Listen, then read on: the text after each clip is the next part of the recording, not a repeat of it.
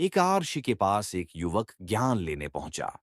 ज्ञानार्जन के बाद उसने गुरु को दक्षिणा देनी चाहिए। गुरु ने कहा, मुझे दक्षिणा के रूप में ऐसी चीज लाकर दो जो बिल्कुल व्यर्थ हो। शिष्य गुरु के लिए व्यर्थ की चीज की खोज में निकल पड़ा। उसने मिट्टी की तरफ हाथ बढ़ाया तो मिट्टी बोल पड़ी, क्या तुम्हें पता नहीं है कि इस दुनिया का सारा वैभव मेरे ही गर्भ से प्रकट होता है? ये विविध वनस्पतियां, ये रूप, ये रस और गंध सब कहां से आते हैं? यह सुन शिष्य आगे बढ़ गया। थोड़ी दूर जाकर उसे एक पत्थर मिला।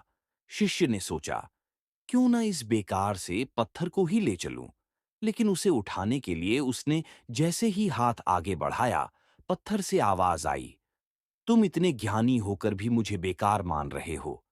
बताओ तो अपने भवन और अट्टालिकाएं किससे बनाते हो? तुम्हारे मंदिरों में किसे गढ़कर देव प्रतिमाएं स्थापित की जाती हैं? मेरे इतने उपयोग के बाद भी तुम मुझे व्यर्थ मान रहे हो। ये सुनकर शिष्य ने फिर अपना हाथ खींच लिया। अब वह सोचने लगा, जब मिट्टी और पत्थर तक इतने उपयोगी हैं, तो फिर व्यर्थ क्या हो सकता है? तभी उसके मन से एक आवाज आई। उसने गौर से सुना। आवाज कह रही थी, सृष्टि का हर पदार्थ अपने आप में उपयोगी है। वास्तव में व्यर्थ और तुच्छ तो वह है जो दूसरों को व्यर्थ और तुच्छ समझता है। व्यक्ति का अहंकार ही एकमात्र ऐसा तत्व है जिसका कहीं कोई उपयोग नहीं होता।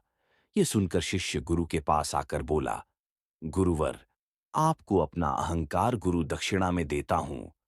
ये सुनकर गुरु बहुत खुश हुए। इसलिए कहा जाता है कि भरी बदरिया पाप की बरसन लगे अंगार। संत न होते जगत में तो जल जाता संसार।